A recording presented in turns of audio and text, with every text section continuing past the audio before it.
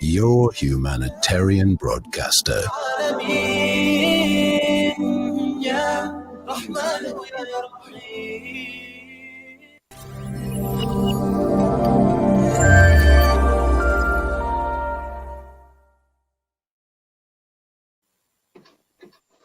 Assalamu alaikum wa rahmatullahi wa barakatuh. Good evening and welcome to the special focus on Salam Media. My name is Zahid Jadwat and we are together right up until 8:15 p.m. this evening, a really special evening being the final episode of the special focus for this year. It's been an incredible year, many ups and downs for many, and we've gained some, we've lost some, but it's a really interesting year and we should be grateful that we've made it towards the end of this year. Anyway, my name is Zahid Jadwat, and as I've said earlier, we'll be together until 8:15 p.m. And I have a really special guest this evening. In fact, it's a really special night and a very special show for myself personally, because tonight we have a really interesting and special guest. Let me introduce you to Ashraf Garda, who is a really inspiring media personality. Assalamu alaikum wa rahmatullahi wa barakatuh. Wa alaikum salam, and good to meet you, and thank you for the invite, and certainly thank to you guys for listening, and certainly for the viewers for watching as well. So thank you. All right, so to the listeners and the viewers, you do remember 8 to 10 p.m. The Viewpoint on SAFM, hosted by Ashraf. And prior to that, he hosted the afternoon talk show on SAFM. At some stage before I took an interest into radio and the media space, he did host media at SAFM. And so that is Ashraf Garda. And, tonight he's with us in studio. In fact, my first guest in studio. And I've spoken about 3 different shows which he's hosted on SAFM alone, but there really is much more to the person that we have in studio this evening. Firstly, he's the chief driver of Champion South Africa. He's the host of the Champion People and Marketing Wars podcasts. He's a conversation strategist. And like we mentioned earlier, the former host at SAFM for 3 different shows, and at some point also being the presenter of Special Assignment on SABC3. And there's really much more, in fact. During the 2010 World Cup, Ashraf provided analysis on the World Cup games as well as the social impact of the World Cup on stations such as CNN, Al Jazeera, CBC Canada, and SABC2's Morning Live. So lots to your name, Ashraf, and I think really powerful figure in my midst here this evening. So let's try to find out. Then your name, like Jadwat, is like a famous KZN name. Am I right? Yeah, in Durban, but I'm in Gauteng at the moment. So let's So I think there's a lot more to your name, and we mentioned many credentials for you. So tonight we want to find out more about the person behind the radio mic, the person behind the TV screens. So who are you? Where were you born? Where did you grow up? And yeah. So I'm born in some Joburg born, Joburg bred, but specifically I'm born in a place called Fitas, and that's the colloquial name. The fancy name is, or the Afrikaans name is Vrededorp, and the English name is View, but it's all the same. And I have a sense that most people from Johannesburg who emanate from Lenasia, Coronationville, Eldorado Park, Bosmont, Rivoli, Nuclear, all of them have their roots somewhere along the line from Frita. So that really is very much our, let's call it our ancestral home. And that's where I come from. And really, so Frita Sportsburg, that community has been a major part of my life and has an impact on me, and hopefully I made an impact on that community as well. Yeah, and you mentioned it's been a major part of your life and it's made an impact. So what exactly are we speaking about when we speak about the impact that it's made on yourself as an individual? How has it influenced your life and your life decisions? I think, when you're in Fitas, on the one hand, the community spirit, the spirit of coming together on the one hand, but the other, the spirit of playing sport, I think had a big influence. And even if you didn't play, like I was a lousy player, but you'd follow sport, and that had to come from Fitas, where I think it had a reputation as a community where many of the people were named after famous cricketers. For example, there's the Bulbulia family, and one in particular where the uncle who's passed away was called Bradman, after probably the greatest batsman of all time from Australia. And then his whole family name became the Bradman family, right? As one example, but that's not the only one. There are many others, right? So you grow up into that community, and that's the influence that it has on the one hand. But on the other hand, you're also aware that that community are victims of injustice of apartheid that's put us into ghettos and got us to think a certain way and a certain mentality, and that never escapes you. So you're very aware, even as a lightie, you're very aware that in the old days when people used to come with a white car that said GG, that's the government car, they're coming to give notice for you to pack up and move. So there was always this fear, the GGs are here, the GGs are here, right? And even, and then finally, with my family and family businesses, they shut us all down, not just us, but the whole community. And goods got thrown out, and we had, family had to relocate to the Oriental Plaza. But that sense of injustice never leaves you. The sense that you were victim because you are other. You were the other to the paradigm that's the dominant paradigm in South Africa at that stage, which was white South Africa. Yeah, so you mentioned the impact of the sport in the community, and I think we can see how the sporting impact has rubbed off on you as a personality today. But you also mentioned the injustices during apartheid. Was there any point when you considered perhaps joining the anti-apartheid movement? Not really. No, I think for many people who did, right, great, but I think many of them were much older than myself, right. For many of us who were younger, I think at that level, the level of persecution amongst people was so high that there was this big fear factor around the communities of the whole country, right? So that doesn't mean people were not activists. They were activists, right? From our communities, and some of them come to mind. But the vast majority, their activism was in opposing apartheid. As the Sunnah says, if you can't oppose it with physically, at least oppose it with your heart. So that's the level. Look, there's been the odd protest that we were a part of, and I spent like a day locked up in the Protea police station in close to Lenasia, Alvarado Park for standing up and boycotting school for the day. But that's the level of activism physically, and yes, you get hammered for the day. But I can't honestly, in sporting terms, I'm like 1 point versus the league champions who've done so much more in opposing apartheid compared to people like myself. Mm. And at the moment, you are the chief driver of Champion South Africa. That's a movement that's really close to your heart as founder. And I think in that way, you are making an impact on your community and giving back. But during apartheid, now coming forward 25 years past apartheid, how far do you think we've come as South Africans, as a nation? In terms of reconciliation, in terms of integrating as a society. Last week we celebrated Reconciliation Day. How far do you think we've come in terms of coming out of the days of apartheid? So let me answer that in a few ways. Let's get to the public holidays, because Reconciliation Day just happened.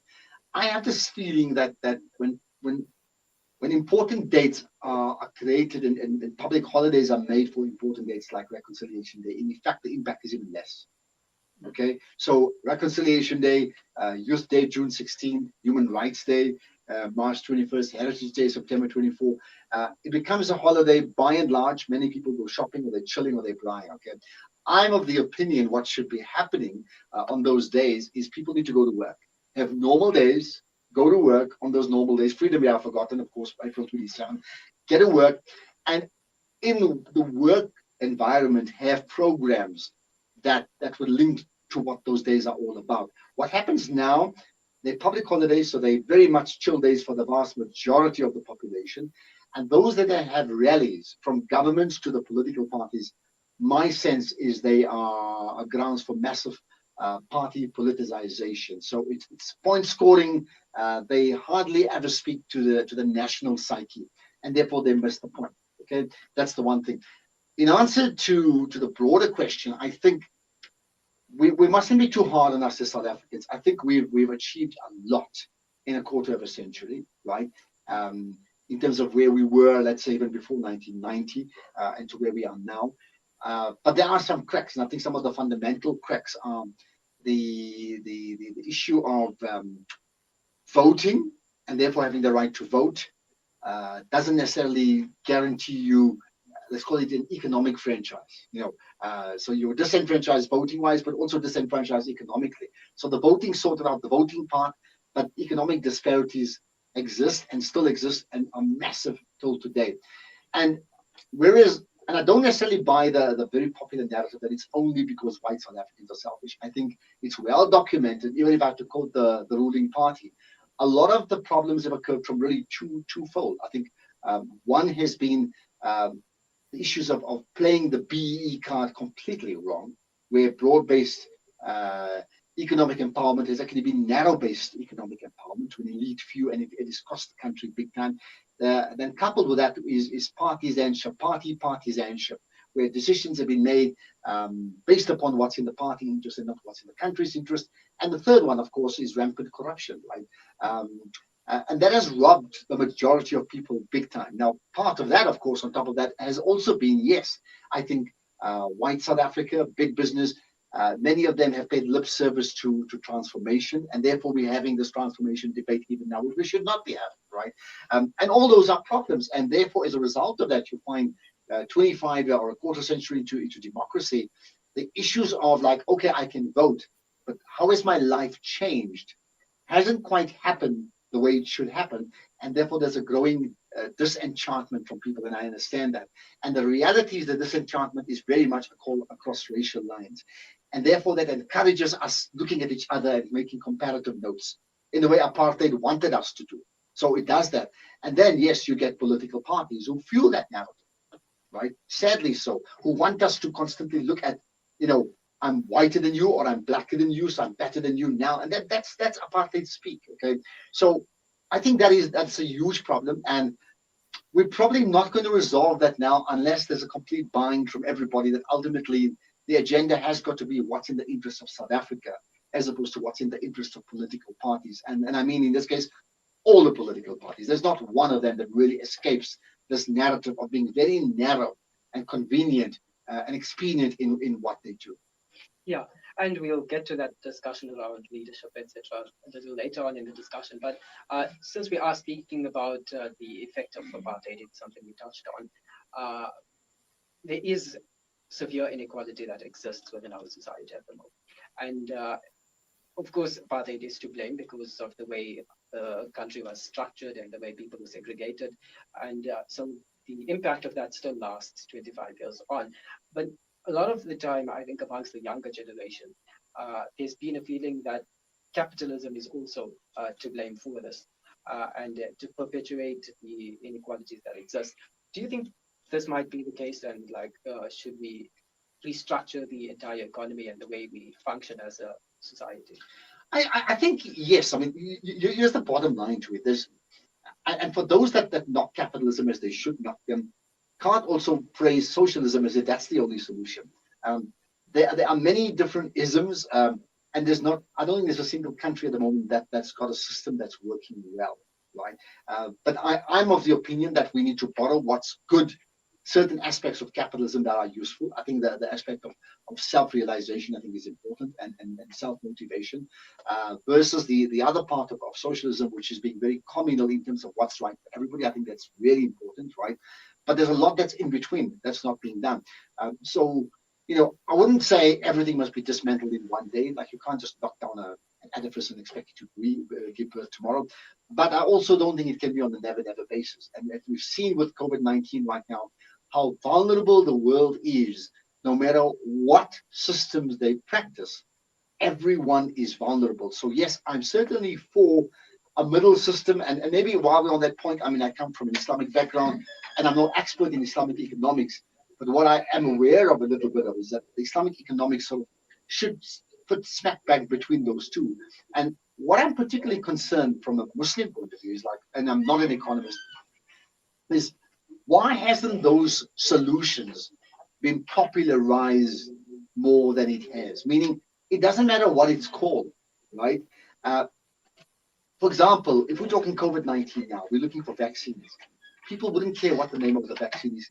If the vaccine will help stem the flow of the spread of COVID-19, people will use it, whether they're in China, whether they're in Afghanistan, South Africa, Indonesia, USA, UK, it doesn't matter where. The same principle, there are many other problems in the world. If there are Islamic solutions to those problems, I believe that Muslim society needs to popularize those solutions and provide answers. and it doesn't matter what they call. If we're obsessed about the ideological aspect, and like it must be this and it must be called that, otherwise it's wrong, are we not saying, for example, that and we believe that the Quran has described the Prophet Muhammad, peace be upon him, as a mercy unto the worlds, right? Rahmatul lil alameen. So if the Quran has described the Prophet as that, therefore that means that is his sunnah, that is his mantle, is a mercy unto the worlds, right? And when we say follow his sunnah, so how do we then become also a mercy unto the worlds? And we become a mercy unto the worlds by picking out the systems that he implemented in Makkah and Medina at that time, and not forcing it down people's throat, because you can't do that, but simply providing that as solutions to the world, irrespective of their religious beliefs. Now, that's important, because if we say mercy unto the world, it doesn't say mercy unto the Muslims. It's a mercy unto the world. So if there's a problem in China, and some of them are Buddhists, and we have a solution to their problems, call it what you want. Don't say prerequisite first become a Muslim. Provide a solution to their problems. And therefore, to answer your question in a longer way, there are solutions to, when people talk about conscious capitalism or shared value, well, what are all those things? That's smack bang in the Sunnah. So I think what you stand for is centrism.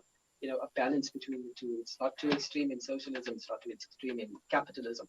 And I think coming back to the beginning of this discussion, actually, where we wanted to focus on your career and personal life, what exactly motivates you to, drive yourself to contribute towards the Champion South Africa, as you call it?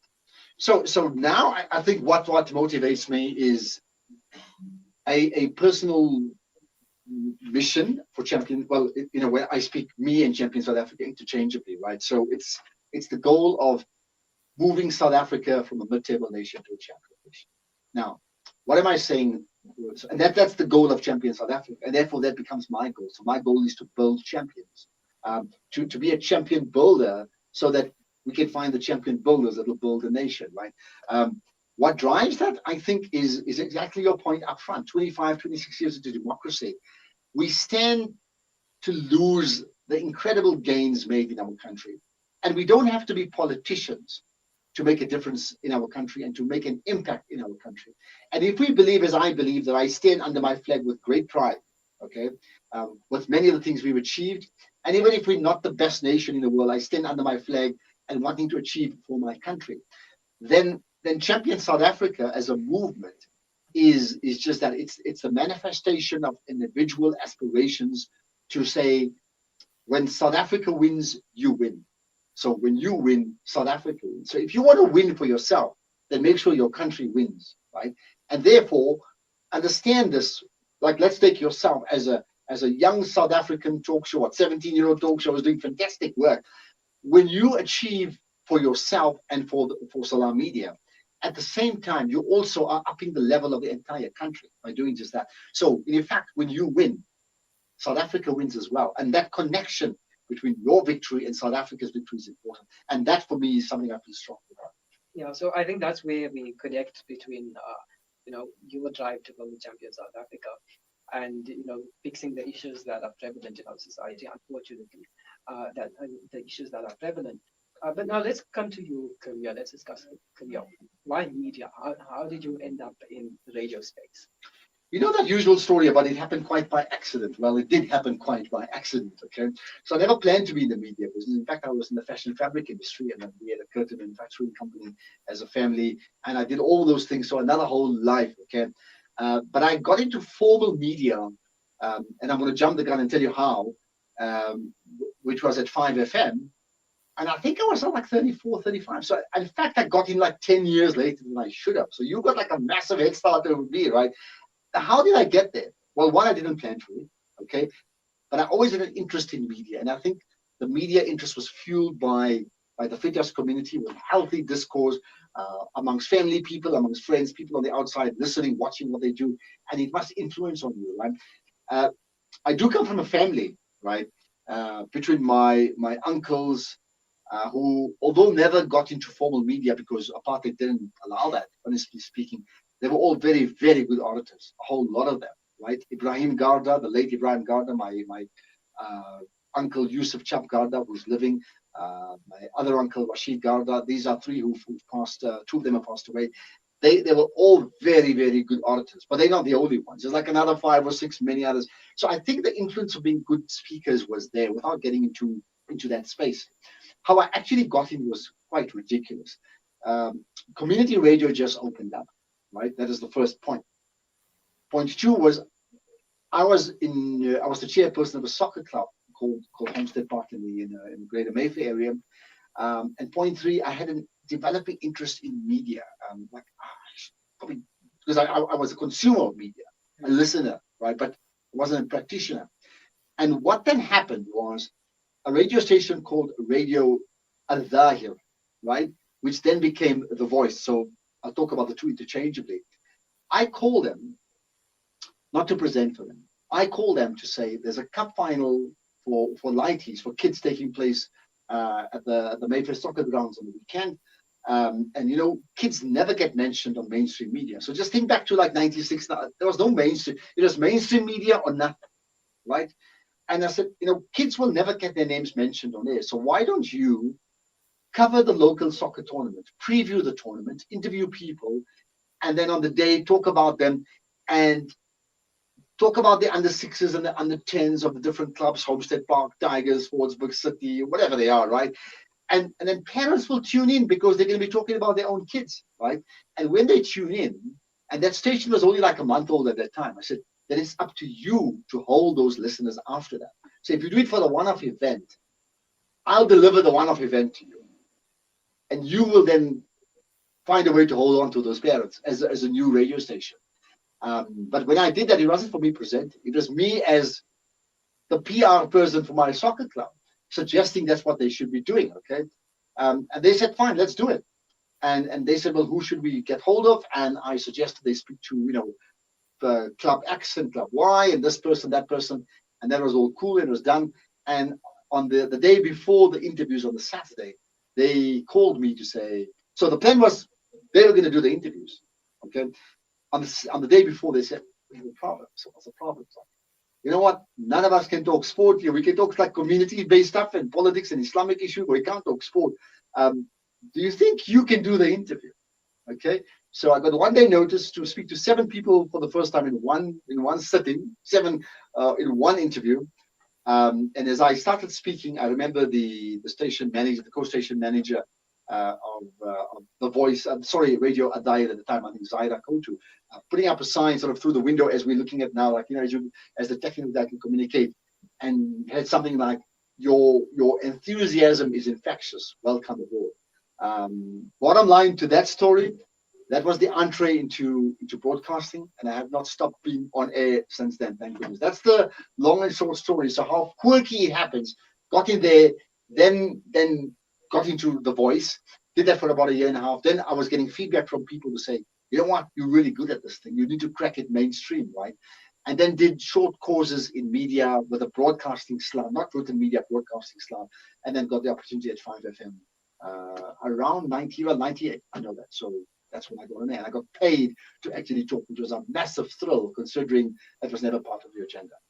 So it's really fascinating learning how from somebody who was perhaps interested in a curtain business has now entered the media space and really made a name for himself, you know, in this industry. People like myself actually looking up to you. Any regrets, you know, coming into the space? Would you perhaps at any point did you think perhaps you should have continued on the path that you were, or are you satisfied with the path that you've chosen?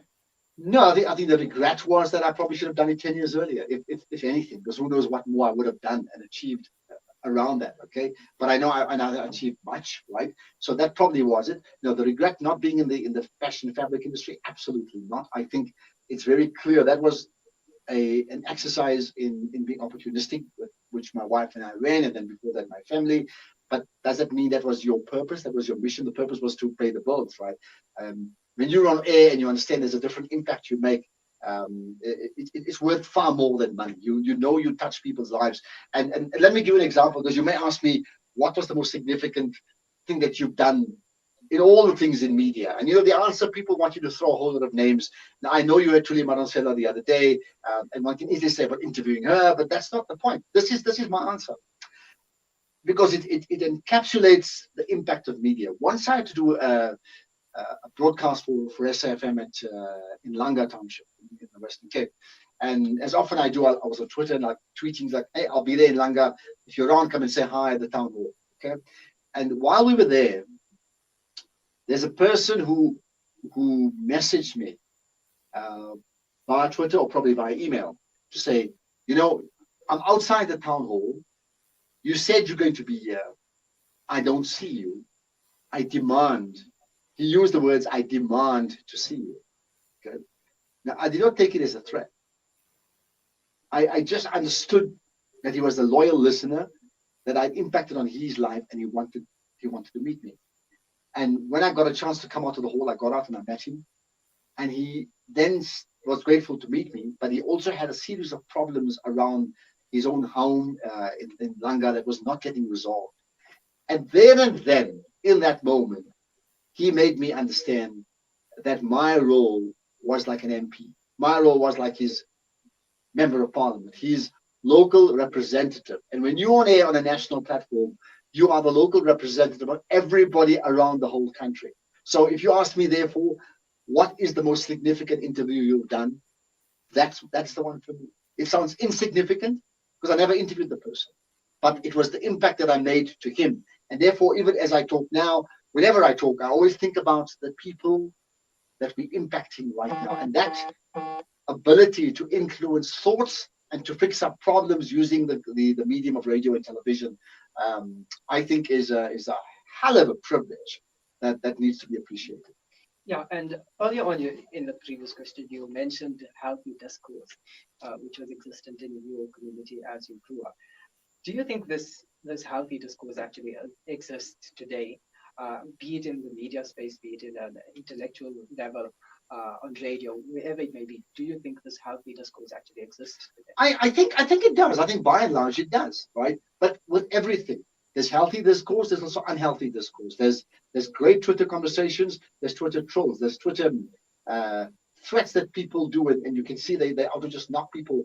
But that would have applied there and then. There were hecklers in town hall. I mean, what's the difference? Okay, that always happens. I think the need to communicate opinions and to share values and to share missions and goals has always been there, right? And will continue to be there. And I think they're really, really important. So to answer it, yeah, I think there is healthy discourse. There's also a fair bout of unhealthy discourse in our country. So social media, as you just interestingly mentioned it, it's something that has enabled many people who previously wouldn't have had a voice to now air their concerns and their views. Yeah. And as you mentioned, not all of them actually are healthy. Discussions and what they may say may not really be beneficial to the country. Mm-hmm. How do you think social media has impacted, the way we discuss the discourse of the country? Previously, we'd have mainstream media, and basically all the information would be fed via mainstream media. But now we have people who could be sitting in their homes and just tweeting, and like that, we've it's a new dynamic to the media space. How do you think? Well, let me answer it by saying this. When we were lighties, and long before social media existed, if you ever went to, and South Africa was an apartheid state at that stage, if you ever went to London, we would all know about Hyde Park and the fact that you could go to Speaker's Corner at Hyde Park. And what would happen there, and I think it still happens there, but how vibrant it is, I don't know. What would happen anyway at Hyde Park?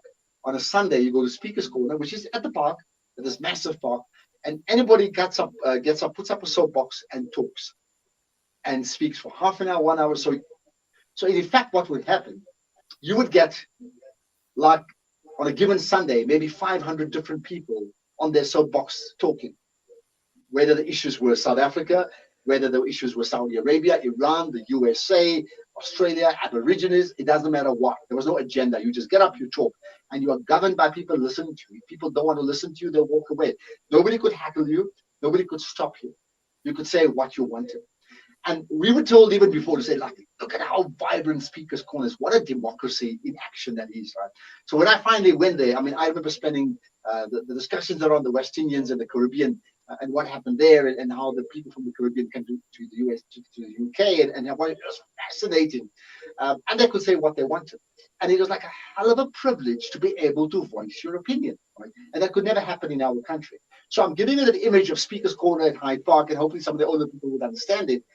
In reality, social media is Speaker's Corner. In its true form, it's Speaker's Corner. You now don't need, it's not one-sided. Before it was mainstream media, the president talking, and whether you agree or you don't agree, the best you can do is write a letter, which will take 2 weeks to even get to anybody, right? Now you can agree and disagree immediately. So, for example, today, the UK has announced that this new variant of the wave of COVID-19 that they've got has spread from South Africa. And someone like myself, so somebody commented saying, "Oh, you're blaming South Africa now," and I tweeted saying something like, "Oh, so this is now South Africa's net export." You get my point. What I'm trying to say is we can say what we want, right? So we are Speaker's Corner, and I think it's a hell of a privilege. Now, unfortunately, with that privilege of being able to voice our opinions and supporting political parties and supporting presidents and knocking them if we wish, right, does come with responsibilities, of course, and also does come with many other bots who are lobbyists for certain individuals, and they knock people. But the truth is that must have happened at Hyde Park as well. If somebody talks and others didn't agree, they were like, "Boo," not necessarily heckling, but they were lobbyists for certain causes. So I think, which one do we want? Do we want no speech, where nobody can have an opinion, or do we want speech with control? At the moment, if there's, I don't like the heckling, but if you're going to err on any side, I would rather go for the modern day version of Speaker's Corner, which is allowing people the right to express themselves, which is what social media, amongst its other benefits, certainly has, certainly in the political discourse. And of course, many people now, with their own various different views, of course, we wouldn't agree all at the same time on social media. Yeah. And I think there's been, to a certain extent, I would feel there's been an abuse of the right to freedom of speech. If we look in France with regards to Islamophobia, freedom of speech has been, and freedom of expression has been abused to justify what's being done against the minority in the country.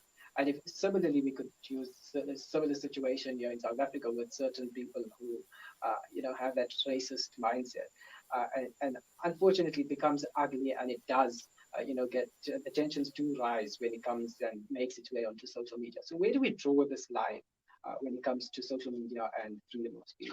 I think where we draw on it is the obvious one. Freedom of speech must have restrictions, and restrictions are, if there's freedom of speech that incites people. I give an example yesterday, because I saw a cockroach running in one of the rooms, and it was like, "Oh, there's a cockroach," and I was telling my wife, you know what, when in the discussion between the Tutus and the Hutsis, it just took, and I'm talking about Rwanda now, it took a few people on radio in Rwanda to talk about the other between the two tribes as cockroaches, to incite an entire tribe to violence. And at the same time, in the same period that South Africa attained democracy, 27th of April 94, an absolute genocide took place in Rwanda. So those of us who feel that we can vilify people, we can vilify communities, we can vilify tribes, and lump everybody, like they are like this. Look at these people, and like in the colloquial Indian language, look at this Jat, for example. All of that is unacceptable, and all of that is un-Islamic, and we still do it, and it's wrong. And how it plays out is Rwanda. How it plays out is Yugoslavia, when it broke up into the different states, and people in seemingly democracies in the modern world disliked people who are their gods, who are parents or godsons to their children in Rwanda. Because I've been to the genocide museum in Rwanda, and they kill them. So I think the lesson for all of us, not just as South Africans, and I'm saying South Africans, but also Muslims, even imams in the mosques, we must be very careful not to other. It's fine to uphold your standards and what you believe in and what you believe is right, and that's fine. Okay. So in a trivial way, if you support Kaizer Chiefs or Manchester United in soccer, that's because you love them. It's fine for you to say we're the best and we enjoy stuff, but it's not fine to have an intense dislike for Orlando Pirates supporters and an intense dislike for Liverpool supporters because you support Man United. Now that's soccer. If you apply the same principle to communities, it is not fine to dislike other people to the point of hatred, whether they are, black or white or colored or Indian or Asian or Muslim or Uyghur Muslims or Israelis or Palestinians or Bosnians. When you have this intense dislike, there will never be winners. Because the moment the one comes into a position of ascendancy, they will perpetuate the same type of hatred and perpetrate that against the other. 53 minutes past 7 p.m. Central African time. If you've just tuned in, you are tuned into Salah Media. This is the special focus. My name is Zahid Jadwat, and we are together, of course, up until 8:15 p.m. this evening. And our special guest tonight is Ashraf Garda, a renowned media personality. Now, coming back to the discussion about your career, of course, we were discussing freedom of speech, and you mentioned that it should be, a privilege with certain restrictions, of course, so that we do not, we do not harm others under the banner of freedom of speech and expression. So I think in its place, freedom of speech should be with restrictions, as you mentioned earlier on. Coming back to your career, so you were at SAFM at some point. In fact, that's where I first heard of you. Really keen listener to The Viewpoint, in fact, from 8 to 10 p.m. And I think that's where my interest in media sparked. But you were there at a serious time. We all know SABC currently is under serious trouble at the broadcaster, be it deaths, or at that time, it was a case with Slaudin Sweden being the chief operations officer. And there were allegations of censorship. So how would you describe the atmosphere working at SAFM during that period? I think for the, I was at, so let's just get it right. I started at 98.5 FM, still part of the SABC, right? 2003 SAFM, 2000 SAFM and 5FM together, doing sport, by the way, on both, right? 2003 onwards, sport on 5 on SAFM only, right? And then doing sport, SABC News International, which is a television channel broadcast to the African continent, and then doing current affairs interface that I hosted as a stand-in occasionally on SABC3, and then special assignment for 4 years, and then doing talk shows on SAFM, and then the media marketing show on SAFM, as you mentioned, right? And that took me down to 2019, which is when my period at SAFM ended. So there's a long period that I was with SAFM, or SABC rather, in that period doing different things, right? And by and large, I think the period was very, very good. There was minimal interference by and large. I think the biggest problem that SABC had was a question of poor leadership and therefore poor resources, and that affected the type of delivery that impacted on our ability to deliver to the masses, to the people, to the guy from Langa, because maybe we didn't have good production lines, good broadcast lines. That affected all of that by and large. There was certainly a period when Claudio Motsoneng and others were there, that there was an intense dislike for anything that was not the ruling party, the ANC. Now, it didn't really filter down to all of us, because if all of that happened, it very much happened at senior management, where senior management would talk to senior managers at the head of different departments, and then almost suggest that people not so much don't do certain things, but push them in a different direction. And then we, as the soldiers in the field, will not get told directly. I mean, so let me put it this way: nobody has ever said you are censored, you cannot talk. No, it never happened. Okay? But there were certainly problem areas. So, for example, when my producer had lined up, and I've interviewed Julius Malema on a couple of occasions, but when they lined him up on one occasion, the production team at SAFM, or the management, were very annoyed that, because they said he was very, very open about knocking President Zuma. And they were very scared that in a live forum with his massive following, as he does, he's going to knock Zuma and embarrass Zuma and the presidency and the ANC. And the only way around it was, we can't do him live on a show that is always live. So the only way around it is we can't do him live. So what we'll do is, I used to host a feature called In the Spotlight, and that's where I interviewed him. So we can't do him live. So since we're going to record him And we can't only record him now, because that's going to be a crazy precedent. The way we work around that is all the political parties in opposition to the ruling party. Let's interview all the leaders of the different political parties. And we record each and every one of them, which is what we did. I think that's. So can you see how bizarre that was? And by the way, Malema said nothing that they had to be scared about. But they were worried that he's going to knock the president. So the way to work around it is record him and record everybody else, create a precedent of the leaders of all the political parties in opposition, and we'll do them under the same format. But the rest of the other in the spotlight interviews that I do, we'll do that live anyway.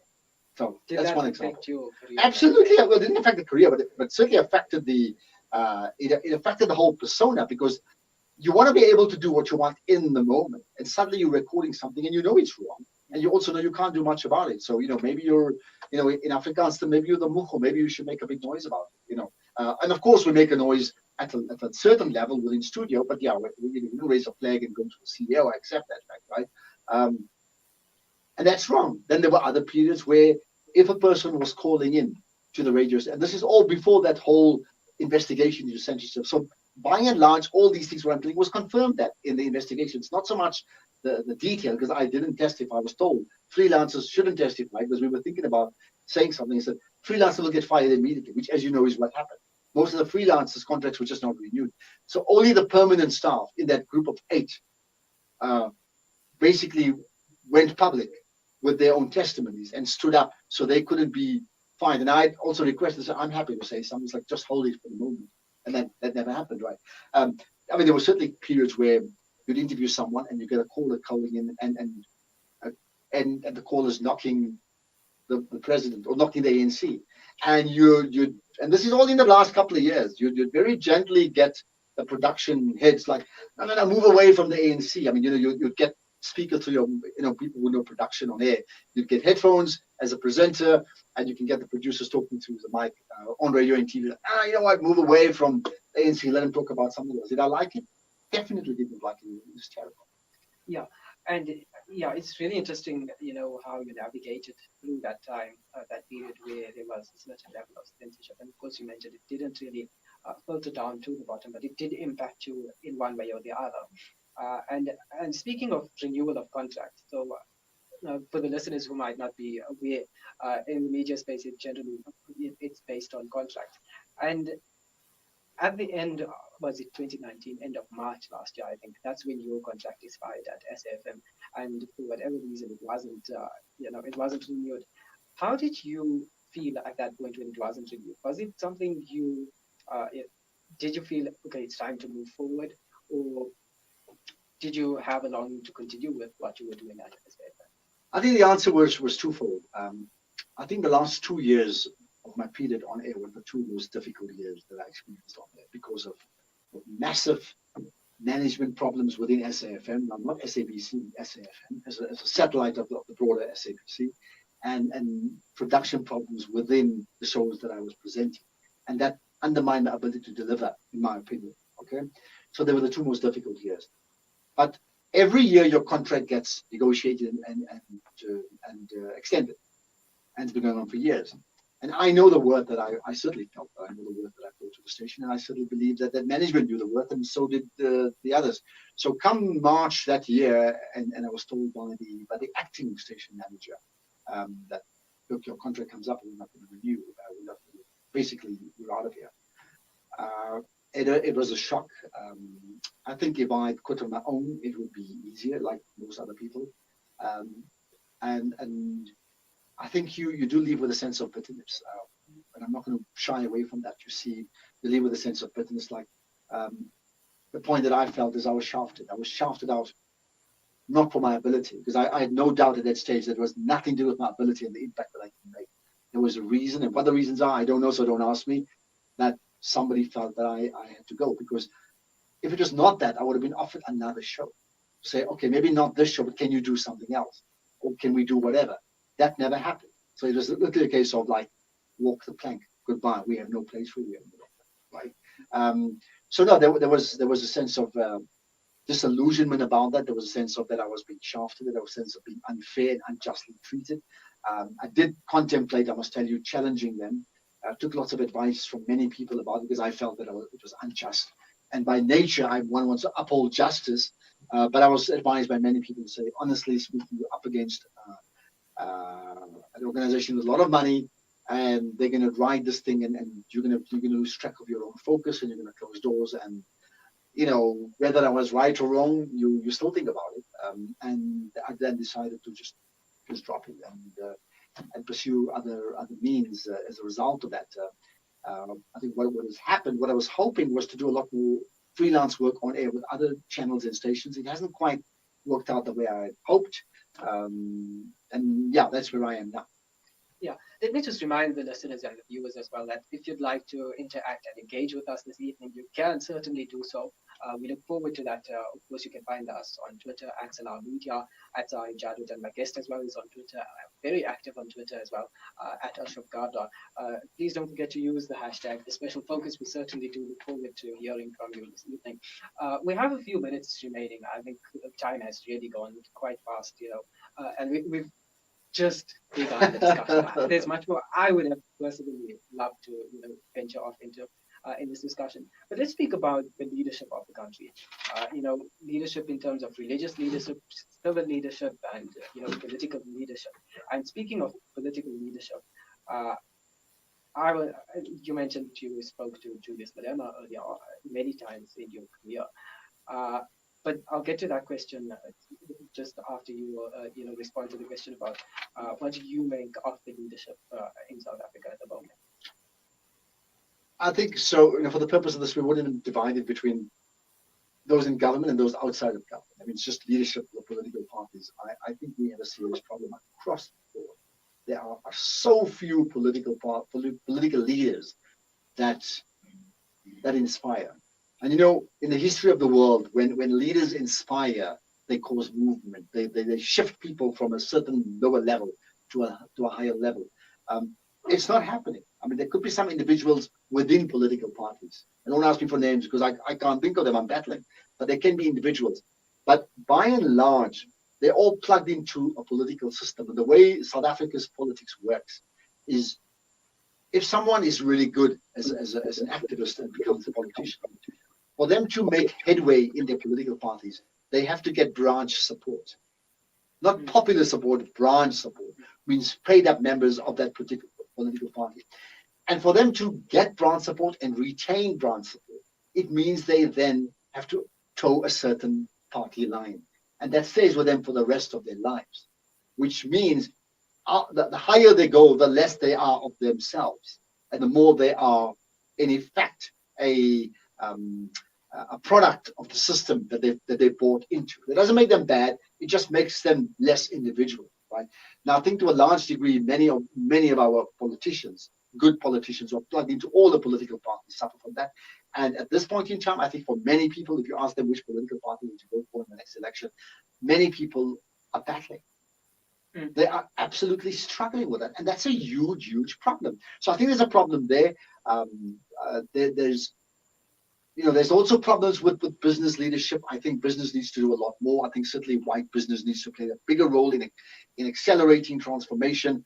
I think religious leaders need to play a bigger role. If you go back to the period around 1990, and I hope I get the names right. I think Sheikh Nazim Hendricks. I hope I got it right from the MJC. Bishop Desmond Tutu, Archbishop Tutu, of course, and many others, right? Alan Busek at the time. They led from the front in the marches that pushed for social justice in our country, right? If there's issues of social justice problems in our country now, because there are, by and large, the religious groupings are not as articulate about injustice and maintaining social justice as they were then. It's almost as if the moment democracy came and we voted in political parties, and the ANC rightfully are the majority party because the majority voted for them, and they have done so every year, so that they're legitimate, right? But it's almost as if the religious leaders, the community leaders, and the community activists, once they exercised a vote, felt that now that's as far as their activism goes, and therefore then abrogated the responsibility of maintaining social justice to those political parties who quite by and large have not delivered.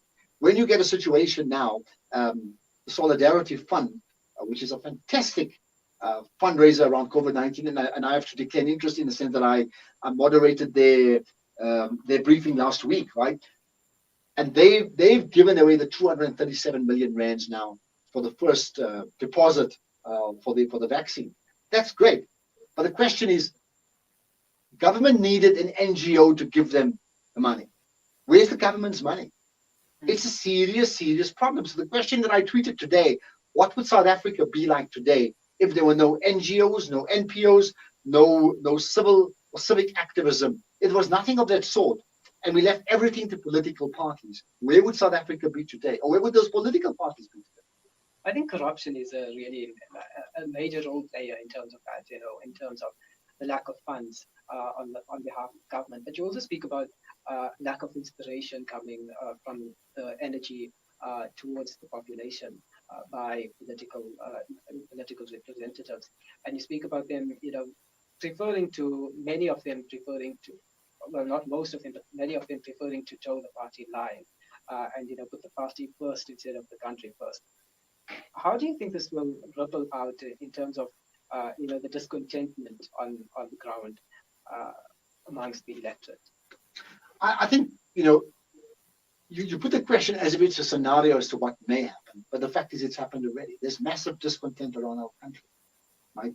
And in this case, not discontent from suburbia, from middle class South Africa. Their discontent is like when the lights go on for the day and we got a bit of load shedding in the middle and we're missing our cricket match. That's our discontent, okay? I'm talking about serious service delivery discontent for the majority of people who don't have decent homes, who don't have decent toilets, who don't have decent schools in townships. This is 25, 26 years into democracy. It's there for all to see. And one of the things I've said before, and I certainly did it when I moderated the midterm budget for the Gauteng Premier a couple of years back, and I said, when will we know South Africa is working? We'll know it's working when our townships look like suburbs. Bottom line to that, when our townships look like suburbs, then South Africa is transformed.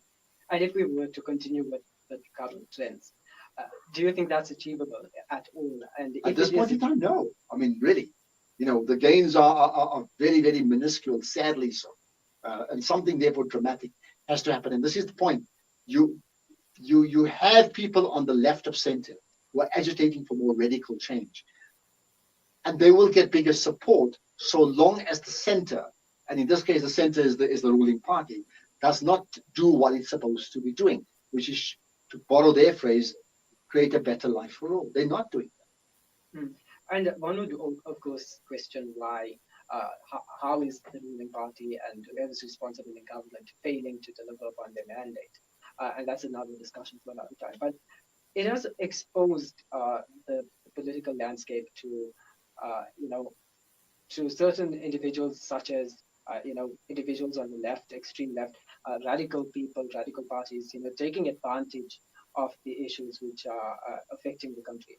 How do you think this has, influenced the landscape in South Africa? We're seeing a lot of discontent, as you mentioned, and of course, now people such as Julius Malema are now using rhetoric to actually appeal to these people, whereas we know what he's promising might, be far-fetched, if you ask me. How do you think this has influenced the dynamics of politics in South Africa? Well, it has influenced, and how it's influenced is it's created a fractured society. And the fractured society is that even the political parties, so you mentioned the EFF as one example, right? And some of the people in the EFF are sound and they have great vision and great ideas. And I think a lot of their vision is excellent. Let's get that right, But how some of it plays out is problematic, right? And then the same with the others, you've got the DA, right? They've got their problems. Then you've got, the spate of smaller parties. Then you've got the ruling party. Then you've got to the right of the ruling party with their own problems as well, right? All of them are fractured, but so much so, even the ruling party is fractured. So there's more than one ANC, right? And in the midst of all these fractures, even the DA is fractured, right? So in the midst of all these fractures, what we're not having is if you study our discourse this year, outside of COVID-19 and corruption, the biggest political discussions this country has had, the political narrative of 2020, has been political party leadership shenanigans. across all the parties. The EFF as a party and individuals, where people have knocked them and looked at question marks about their leadership. The ANC, all of them. Now Hamid Mashaba started a new party. There's allegations against him, and the DA allegations. So look at how much time are we spending and wasting debating who's the right person to lead those parties and who's more honorable than the other, and how little are we spending focusing on what I want to say as Champion South Africa. Can we build a champion nation? And how do we build a champion nation? We borrow my phrase, which we say, champion people build champion nation. So to build a champion nation, we need to find and empower people to become the champion people. We're not doing that now. We're spending too much time having debates between political parties, like the way junior soccer clubs argue with each other as to which is the best soccer club playing on a Sunday morning. Yeah, and we just actually have 2 minutes left in this discussion, but we will start wrapping up now. You mentioned the various parties having their own challenges, and you asked me, of course, I can't vote at the moment, given my age. But if I were able to vote, I wouldn't necessarily turn to the ANC due to various corruption allegations, for example. If you were to suggest the Democratic Alliance, there's lots of internal politics within that party. So I wouldn't necessarily vote for a party such as the Democratic Alliance, where there seems to be certain cracks in terms of how the party functions. When it comes to the EFF, that also there may be certain reservations in terms of certain aspects that the party, it just doesn't appeal to me. So that means a lot of people like me are now left. We have barely an option in terms of participation. So here's the point, and it's important that you bring it up. That in effect, what's going to happen is more and more you're going to still have political parties, but the real shifts in society are going to take place outside of parliament. Fees must fall is the classic example of that.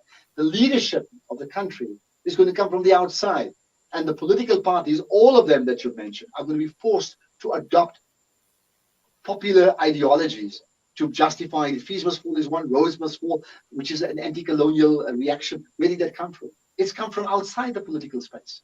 So I think even next year is going to be the local government elections. So what I feel is it's going to be interesting to watch how this plays out in terms of people's participation in democracy. We've seen an escalation in terms of protests taking place rather than the youth going to the ballots to make their voice heard. And I think we've got to wrap up now. So the final question would be, whose responsibility is it to build this champion South Africa? And how exactly do we go about fixing the country? Well, I mean, it is. Whose responsibilities is the people. So if we say champion people build champion nations, we didn't say champion politicians. Champion people, which is every single one of us, you and I. If we must understand that unlike a sports team, when you get selected for a team, when you play poorly for the team, they sub you, they remove you, right? When you're born in this country, you're already part of a team of 60 million people. So it's one thing criticizing an underperforming sports team, but if we think of countries underperforming as a country, and we are underperforming, then accept the fact that it's up to 60 million people playing this game against other countries, then we need to get our act right. So who's responsible? It's the people, and therefore the people need to understand that when we win, South Africa wins. When South Africa wins, we win. We need to become the champion people, because champion people build champion nation. I'll leave you with this image as we end up. The big dream for champion South Africa in fixing it. How do we know we fixed? I told you at a local level, when our townships look like suburbs, but on a broader level, when people around the world talk about high standards of excellence in the world, and instead of saying, I know it works because it works in the States and the UK and Europe, when they say it works because it's made in South Africa, then we would know, you and me and others would say, well, thank goodness we have made it in South Africa. And the image I'll leave you with is, as champion South Africa, is it won't happen in my lifetime. I don't think so. But we need to plant the seeds of one day the United Nations Secretary General holding aloft a trophy and giving the trophy to our president, and maybe telling her, right, this trophy is given to you as the president of the #1 nation on earth, as the champion nation on earth, which suggests that everything in that country will be ticking all the right boxes. That's the dream that we should live to. As a Muslim, if you go back to the Medina example, that's the Medina example, where everything checks out and makes perfect shot. And I think that's the major dream for everyone. We all want this, this nation that actually works it works for everyone that loves melanin. And I think we really got to get ourselves working towards it, and that's our duty, as you mentioned earlier on. But thank you so much for your time this evening. It's been a fascinating discussion for the past hour or so. Really insightful, and I must thank you for actually coming to studio this evening to participate in this discussion. Well, thank you very much, and I appreciate you giving me the platform. And I want to say it loud because it's important, right? That my interviewer or the host is 17 years old, which I think is, and I'm going to say this in a way that it's a reflection on your excellence. That when a youngster who's 17 feels he can host a talk show and interview some stellar guests, not me, people like Professor Tuli Madonsela and many others, and he's effectively raising the bar, then that's where our country needs to be. So if we can inspire a whole lot of other 17-year-olds to think 20 years above themselves, then our country will become the champion nation. You've done just that. And I hope it does fit within that, that drive to build the champion South Africa. But that's where we are going to have to leave it for this evening. My guest, Ashraf Garda, a senior media personality, somebody who's really influential. And as I said, I'm really thankful for having him this evening. But thanks to you as the listeners and the viewers for tuning in this evening. Thank you so much for your time. And thanks to the technical team for putting it together. From myself, Zahid Jadwat and the team, Assalamu alaikum wa rahmatullahi wa barakatuh.